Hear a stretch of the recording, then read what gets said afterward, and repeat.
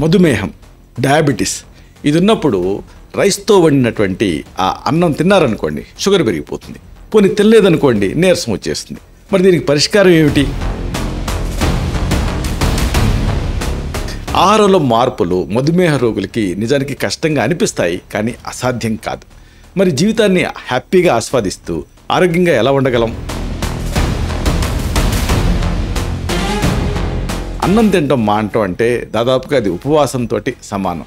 కానీ మనం తినే అన్నం నిజంగానే అనారోగ్యాన్ని తెచ్చిపెడుతుందా? దీన్ని ఆరోగ్యంగా ఎలా మార్చుకోవాలి? ఫ్రూట్స్, పండ్లను పూర్తిగా మానేయటం అనేది ఆరోగ్యానికి మంచిది కాదు. అయితే డయాబెటీస్ ఉన్నప్పుడు ఏ పండ్లను తినాలి, వేటిని విడిచిపెట్టాలి?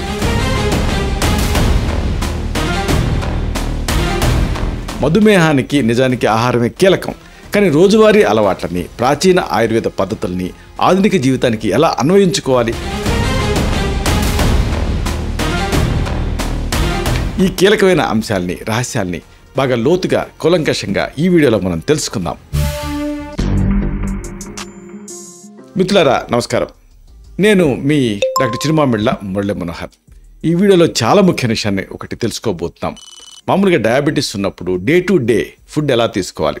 ఒకవేళ మీకు వరి బియ్యంతో వండినటువంటి అన్నం అలవాటు ఉంటే దాన్ని ఎలా తీసుకోవాలి? అది తింటూనే షుగర్ పెరగకుండా ఎలాంటి జాగ్రత్తలు తీసుకోవాలి? లేకపోతే అది వదిలేదలుచుకుంటే దీనికి ప్రత్యామ్నాయాలు ఏమిటి? ఇలాంటి మొత్తం సమాచారాన్ని మనం తెలుసుకోబోతున్నాం.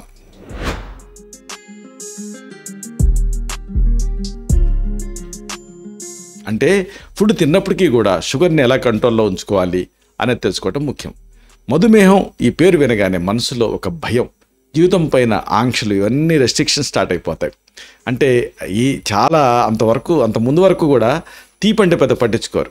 కానీ డయాబెటీస్ ఉంది అని తెలిసిన తర్వాత ఇంకా క్రేవింగ్ ఎక్కువైపోతుంది. అంటే తీపి తినాలి అన్న కోరిక ఎక్కువైపోతుంది. తినలేకపోతున్నామే అన్న వ్యధ తొలిచేస్తూ ఉంటుంది. అంటే తీపి పదార్థాలను వదిలేయాలి, నచ్చిన ఆహారం నుంచి దూరంగా ఉండాలి, నిరంతరం అప్రమత్తంగా ఉండాలి. ఇది కేవలం ఇలాగా భయంకరంగా ఒక భయంగా గడుపుతూ ఉంటారు. అయితే డయాబెటీస్ అనేది ఒక వ్యాధి కాదు, మన జీవన శైలిని పూర్తిగా మార్చేసేటటువంటి ఒక పరిస్థితి అని చెప్పొచ్చు. అయితే మార్పులు చేర్పులు ఆరోగ్యకరంగా చేసుకున్నాం అనుకోండి, ఎలాంటి ఇబ్బంది ఉండదు. దక్షిణ భారతంలో ఈ అన్నం అనేది నిజానికి ఒక ఆహారం కాదు, మన సంస్కృతిలో ఒక భాగం. చూడండి, మనం ఆఖరికి నైవేద్యంగా పెట్టే పులిహోర అన్నీ కూడా అన్నమే. ఆఖరికి ఇడ్లీ పొద్దున్నే తినేటటువంటి అటుకుల ఉప్మాల దగ్గర నుంచి అన్నీ కూడా రైసే. ఉదయం మొదలు రాత్రి వరకు కూడా భోజనంలో ఈ అన్నం అనేది, రైస్ అనేది ప్రధాన పాత్ర పోషిస్తుంది. ఇది లేదనుకోండి ఏదో కోల్పోయినటువంటి భావన కలుగుతూ ఉంటుంది. నా పేషెంట్ చెప్తూ ఉంటారు, 7 మెతుకులు లోపలికి వెళ్తే డాక్టర్ గారు ఏనుగంత సత్తో డాక్టర్ గారు, అన్నం తినకపోతే ఇంకా బాగా నీరసం వచ్చేస్తుంది డాక్టర్ గారు అని చెబుతూ ఉంటారు. అన్నం మన శరీరానికి శక్తిని ఇస్తుంది. చేయతే అన్నాది బిహి అంటుంది ఆయుర్వేదం. ఆయుర్వేదం ప్రకారంగా ఇది మన శరీరపు ధాతువుని పోషిస్తుంది. కానీ ట్రాజడీ ఏమిటంటే ఆయుర్వేదం రూపుదిద్దుకున్నప్పుడు అన్నం కాదు మనం తినేది. అప్పట్లో ఈ మిల్లింగ్ ఎక్కడుండేది? లేదు కదా.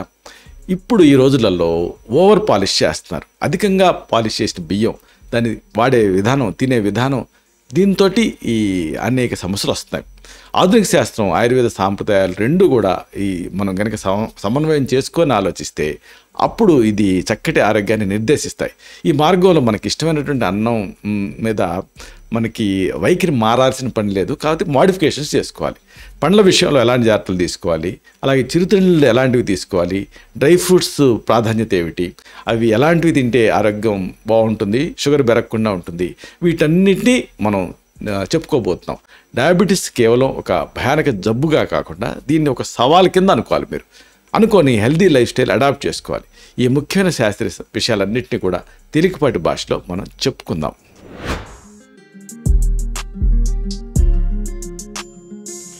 ఈ సందర్భంగా అన్నం, దీనికి సంబంధించి ఆయుర్వేదం, ఆధునికం, ఈ రెండింటి దృష్టికోణాలు మనం కలిపి విశ్లేషించడం అవసరం.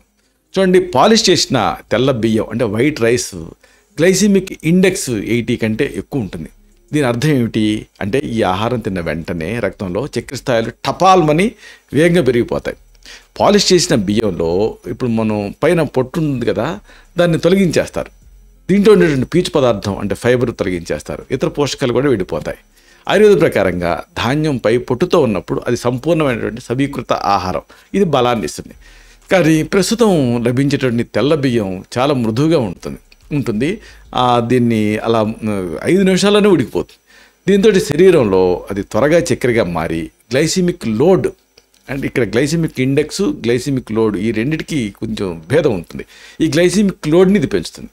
ఈ పెరిగిన గ్లైసిమిక్ లోడు డయాబెటీస్ వచ్చేటటువంటి డయాబెటీస్ వల్ల వచ్చేటటువంటి దుష్ప్రభావాలకి ముఖ్యమైన కారణం కింద అవుతుంది. అంటే గుండె జబ్బులు, నరాల సంబంధ సమస్యలు, న్యూరోపతీస్, మూత్రపిండాల సమస్యలు, ఇలాగా నర్వస్ సిస్టమ్కి సంబంధించిన ఇన్వాల్వ్మెంట్ ఉంటుంది. అలాగే కిడ్నీస్ కూడా ఇన్వాల్వ్ అవుతాయి. నెఫ్రోపతి అంటారు, డయాబెటిక్ నెఫ్రోపతి. ఇలాగా అనేక సమస్యలు వచ్చేటువంటి రిస్క్ ఉంటుంది. అన్నం అనేది చాలామందికి జీవితంలో నిజానికి ఒక భాగం కాబట్టి దాన్ని పూర్తిగా మానేయటం కష్టం. అలాంటి పరిస్థితుల్లో ఇది ఒక ఛాలెంజే నిజానికి. అయితే చిన్న చిన్న చిట్కాలు పాటిస్తే దీంతో చాలా వరకు సౌకర్యవంతంగా ఉండొచ్చు, నష్టాన్ని తగ్గించుకోవచ్చు. ఏమిటివి? ఒకటి, బియ్యాన్ని మీరు వండుతారు కదా, వండేటప్పుడు బియ్యాన్ని ముందు కడిగి గంజిని వడపోయాలి. ఇది చాలా ముఖ్యం. అంటే బియ్యం కడిగిన తర్వాత ఆ నీళ్లు వంపేయటం ఇదొకటి. అలాగే వండిన తర్వాత గంజిని వడకట్టడం, ఈ రెండు చాలా ముఖ్యం. ఈ గంజిలోనే అసలైనటువంటి ఆ తీపంతా వస్తుంది. అందుకనే ఈ గంజిని మామూలుగా మనం గొడ్లకు పెట్టినప్పుడు ఆ గంజి తాగి చాలా బలంగా మొత్తం పొలాన్ని దున్నగలుగుతాయి. అంటే అంత ఎనర్జీని మనం తీసుకొని మనం ఏ పని చేయకుండా ఉంటే ఆటోమేటిక్గా షుగర్ పెరుగుతుంది. కాబట్టి గంజిని వడగట్టడం అనేది చాలా ముఖ్యం, వడపోయడం అనేది ముఖ్యం. గంజిని తీసేయాలి. మామూలుగా ఈ రోజులలో ప్రెషర్ కుక్కర్లో ఎగిరిస్తున్నారు. అలా కాకుండా మామూలుగా వండి ఆ గంజిని తీసేయాలి. ఇలాగా అప్పుడు ఆ గ్లైసిమిక్ లోడ్ అనేది కొంత తగ్గుతుంది. దీన్ని ఆయుర్వేదంలో మందం అంటాం. అంటే ఆ గంజి ఇది శరీరంలో ఇన్ఫ్లమేషన్, వాపు ఇలాంటి సమస్యలు ఉన్నప్పుడు వాడాలి, లేనప్పుడు వీటిని తీసేయాలి. కానీ ఈ విధానంలో బియ్యాన్ని మీరు ఒకవేళ గంజిని తీయాలంటే ముందు ఒక అరగంట పాటు నానబెట్టాలి. నానబెట్టడం వల్ల గంజి సులభంగా బయటకు వస్తుంది. గంజి వంపేసిన తర్వాత అన్నం తినడం అనేది డయాబెటిక్స్కి మంచిది. అలా కాబట్టి డయాబెటీస్ లేదనుకోండి, పిల్లలు అనుకోండి, గంజితో సహా వాళ్ళకి పెట్టడమే మంచిది. ఇక్కడ మరొక ముఖ్యమైన విషయం చెప్పాలి. అదేంటంటే రెసిస్టెన్స్ స్టార్చ్ గురించి. అంటే ఏమిటి? మామూలు స్టార్చ్ అనేది పిండి పదార్థం. అయితే దాన్ని రెసిస్టెంట్ కింద తయారు చేయాలి. అంటే మనం తిన్నప్పటికీ అది మనకి వినియోగం అవ్వకూడదు. ఇప్పుడు మీరు కొన్ని స్వీట్ షాప్లలో వీటిలో చూసే ఉంటారు, స్వీట్గా ఉంటుంది కానీ అది షుగర్ కింద మారదని. ఇలాగా ఈ రెసిస్టెంట్ స్టార్చ్ని మనం ఇంప్రూవ్ చేయాలి. ఎలా? ఈ విధానం ఏమిటి అంటే, మామూలుగా మీరు అన్నం వండుతారు కదా, వండిన తర్వాత డీప్ ఫ్రిడ్జ్లో పెట్టి చల్లబరచాలి. ఇలాగ డీప్ ఫ్రిడ్జ్లో పెట్టి చల్లబరిచి మరుసటి రోజు ఆ చల్లటి అన్నాన్ని తినాలి. అప్పుడు దాంట్లో పిండి పదార్థం రెసిస్టెంట్ స్టార్చ్ కింద మారుతుంది. అంటే ఏమిటి? అది మన శరీరంలోకి గ్లూకోజ్ కింద కన్వర్ట్ అవ్వకుండా ఉంటుంది. అంటే ఇది గ్లైసిమిక్ లోడ్ని తగ్గిస్తుంది. ఇలాగ ఈ చల్లటి పదార్థం శీతలంగా ఉన్నప్పుడు అప్పుడు ఇలాంటి అన్నాన్ని మీరు తింటే అప్పుడు అది ఒకటి ఆయుర్దాయాన్ని పెంచుతుంది, బలాన్ని ఇస్తుంది, అన్నిటికీ మించి షుగర్ని పెంచకుండా ఉంటుంది. తిన్న వెంటనే జీర్ణమయ్యే గుణం తగ్గుతుంది కాబట్టి దీనికి, ఎందుకంటే చల్లగా ఉంటుంది కాబట్టి దీన్ని మీరు అగ్నిని బట్టి తీసుకోవాలి. ఇదొకటి. అలా ఇంకొక ముఖ్యమైన పాయింట్ ఒకటి ఉంది.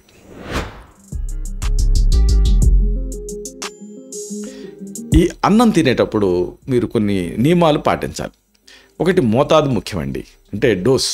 రోజుకి 100 నుంచి 150 గ్రాముల కంటే తక్కువ ఆ పరిమాణంలో మీరు ఆ ఫుడ్ని తీసుకోవాలి. కుక్డ్ ఫుడ్ మీరు ఎంత పరిమాణంలో, ఎంత మోతాదులో తీసుకుంటున్నారనేది మీ ఎత్తు, మీ బరువు, మీ రోజువారీ శారీరక శ్రమ మీద ఆధారపడి ఉంటుంది. ఆయుర్వేదంలో మితాహారం అనేది దాన్ని ఎప్పుడు ప్రోత్సహిస్తాం. ఇది ఆరోగ్యానికి మూలం. దీని అర్థం ఏంటంటే పరిమితంగా ఆహారం తీసుకోవటం అని. అలాగే అంశాంశ కల్పన, అంటే సరైనటువంటి కాంబినేషన్ కూడా ముఖ్యం. ఆయుర్వేదం ఇప్పుడు కృతాన్నం గురించి చెప్తుంది. అంటే ఏకరస భోజనం అనేది నింద్యం, అలాగే ఒకే పదార్థం కూడా నింద్యం, తీసుకోకూడదు. అన్నాన్ని ఎక్కువగా మామూలుగా మన వాళ్ళు పచ్చడి పెరుగుతోటి తీసుకుంటూ ఉంటారు. అవి ఏమిటి అంటే సంయోగ విరుద్ధాలు, వీర్య విరుద్ధాలు ఇలాగ ఉంటూ ఉంటాయి, రాశి విరుద్ధాలు ఇలాగ. ఇక్కడ జరిగేది ఏమిటంటే పెరుగుతో తీసుకున్నారనుకోండి, పెరుగు గురుగుణం, అన్నము గురుగుణం, రెండు గురుత్వం అనేది పెరిగిపోతుంది. అలా కాకుండా మీరు ఎక్కువ మొత్తంలో కూరగాయలు, ఆకుకూరలు, పల్చటి పప్పు ఇలాంటి వాటితో తినాలి. ఈ విధానంలో పీచు పదార్థాలు, ప్రోటీన్లు ఎక్కువగా శరీరానికి అందుతాయి, చక్కెర స్థాయిలు పెరగకుండా ఉంటాయి. ఆయుర్వేదంలో సమపాకం అనేటువంటి ఒక సిద్ధాంతం ఉంది. ఇది రకరకాల ఆహార పదార్థాన్ని సరైన నిష్పత్తిలో కలిపి తినడం వల్ల కలిగేటువంటి ప్రయోజనాన్ని మనకి చెప్తుంది. ఇక పెసర్లు, మినువులు ఇలాంటి వాటితో తయారు చేసినటువంటి చిరుధాన్యాలు కూడా మీరు తీసుకోవచ్చు. తెల్ల బియ్యానికి ప్రత్యామ్నాయంగా ఇంకా కొర్రలు తీసుకోవచ్చు, రాగులు తీసుకోవచ్చు, సామలు, బిగినింగ్ సామలతోటి చేస్తే మీకు అది తేలిక జీర్ణం అవుతుంది. జొన్నలు ఇలాంటి చిరుధాన్యాలు, తృణధాన్యాలు, మిల్లెట్స్ని మీరు అన్నంలాగా వండుకొని తీసుకోవచ్చు. వీటిలో గ్లైసిమిక్ లోడ్ తక్కువగా ఉంటుంది కాబట్టి డయాబెటిక్స్కి ఇది అంతగా హాని చేయదు. మధుమేహ నియంత్రణకి ఇది సహాయపడుతుంది ఇలాంటి ఈ తృణధాన్యాలతో వండుకున్నటువంటి అన్నం. ఆయుర్వేదంలో ఈ చిరుధాన్యాలు లేకపోతే తృణధాన్యాలు దీన్ని కృతాన్నంలాగా తీసుకోవటం వల్ల బలాన్ని, జీర్ణశక్తిని పెంచుతాయని చెప్తారు. ఇక చాలామంది ఆ పేషెంట్స్ అడిగేది ఏంటంటే, పండ్లు తినొచ్చా డాక్టర్ గారు అని. మితంగా తీసుకుంటే నిజానికి పండ్లు మందులాగా పనిచేస్తాయి. మధుమేహ రోగులు పండు తినకూడదనేది ఒక అపోహ, కానీ నిజానికి పండు శరీరానికి చాలా మంచివి కూడా. వీటిలో ఉండేటువంటి రకరకాల ఇంద్రధనుసులోని రంగులన్నీ కూడా ఫైటోకెమికల్స్ కలిగి ఉంటాయి. కాబట్టి ఈ ఫైటోకెమికల్స్ ఏం చేస్తాయి? శక్తివంతమైనటువంటి జీవరసాయనాలు ఇవి. ఈ ఫైటోకెమికల్స్ మన ఇమ్యూనిటీ అంటే రోగనిరోధక శక్తిని పెంచుతాయి, కణస్థాయిలో జరిగేటువంటి నష్టాన్ని నివారిస్తాయి. అందుకే పళ్ళని పూర్తిగా మానేయాల్సిన అవసరం లేదు. మరి ఏమి తినొచ్చు, ఎలాంటి పండ్లు అంటే తక్కువ లేదా మధ్యస్థమైనటువంటి గ్లైసిమిక్ ఇండెక్స్ ఉండేటువంటి పళ్ళని మీరు డయాబెటిక్స్ తీసుకోవచ్చు. గ్లైసిమిక్ ఇండెక్స్ ఏది దేనికి ఎలా ఉంటుంది అనేది మీకు తెలియలేదనుకోండి, ఎక్కడైనా సెర్చ్ చేసి కూడా మీరు తీసుకోవచ్చు. ఉదాహరణకు జామకాయ బెస్ట్ యాంటీ డయాబెటిక్ ఫ్రూట్ ఇది. అలాగే బొప్పాయి, కర్బూజా, కొద్ది మొత్తాల్లో పుచ్చకాయ, కివి, డ్రాగన్ ఫ్రూట్ ఇలాంటివి ఈ తక్కువ గ్లైసిమిక్ ఇండెక్స్ ఉంటాయి. పుచ్చకాయ గ్లైసిమిక్ ఇండెక్స్ తక్కువగా ఉంటుంది, అయితే దాని గ్లైసిమిక్ లోడ్ ఎక్కువ. కాబట్టి పుచ్చకాయను మాత్రం పరిమితంగా తీసుకోవాలి. అయితే ఎప్పుడు ఎలా తినాలి అనేది ముఖ్యం. ఫుడ్ తర్వాత కొంతమంది మన తెలుగు వాళ్ళు వెంటనే ఫుడ్ తిన్న తర్వాత అరటికాయ తింటారు, అరటిపండు తింటారు. అలా కాదు. ఫుడ్ తిన్న తర్వాత వెంటనే కాకుండా ఉదయం 11 గంటలకి లేదా సాయంత్రం 4 గంటలకి, అంటే ఇన్ బిట్వీన్ మేజర్ మీల్స్, ఆ టైంలో చిరుతింటి కింద ఈ పండ్లను తీసుకోవటం ముఖ్యం. భోజనం తర్వాత పండు తినటం వల్ల చక్కెర స్థాయిలు వేగంగా పెరిగే అవకాశం ఉంటుంది. కాబట్టి ఇలాగా జీర్ణమయ్యే సమయాన్ని బట్టి తినాలని ఆయుర్వేదం చెప్తుంది. పండ్లని హోల్గా తినాలి, అంటే రసంగా జ్యూస్ తీసి కాకుండా పండు మొత్తంగా తీసుకుంటే దాంట్లో పీచు పదార్థం మీకు లభిస్తుంది. దీంతో జీర్ణక్రియ నెమ్మదిగా జరిగి చక్కెర స్థాయిలు స్థిరంగా ఉంటాయి. సరే, మరి ఏం మానేయాలి అంటే బాగా మిగలబడిన అరటిపండు మానేయాలి. మీకు బాగా అరటిపండు ఇష్టం తినాలనుకుంటే దోరగా ఉండేది కాస్త సగం తినొచ్చు, కానీ మిగలబడింది వద్దు. మామిడి పండు కూడా అంతే, మిగలబడిన మామిడి పండు వద్దు. సపోటాలు అసలు వద్దే వద్దు. సీతాఫలం కూడా వద్దు.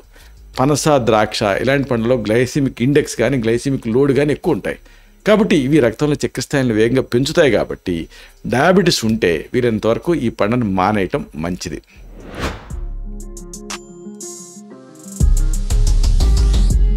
ఇక చాలామంది అడిగేది డ్రై ఫ్రూట్స్ అంటే ఎండిన పళ్ళ గురించి. నిజానికి ఇది పోషకాల గని అని చెప్పొచ్చు. డ్రై ఫ్రూట్స్ అంటే ఎండబెట్టినటువంటి పండ్లు నిజానికి ఆరోగ్యకరమైన చిరుతిండిగా ఉపయోగపడతాయి మీకు. మళ్ళీ వీటిలో 2 రకాలు ఉంటాయి. డ్రై ఫ్రూట్స్ అని మనం దేన్ని అంటాం? ఒకటి మామూలు పండ్లని ఎండబెట్టి తయారు చేసేవి, అంటే ఉదాహరణకు అంజీర్ కానీ, ఖర్జూరం కానీ, ఎండు ఖర్జూరం అంటారు కదా, కిస్మిస్ ఇలాంటివి. ఇక 2వ రకం ఉంటాయి, మామూలు ఇవి గింజలు, నట్స్.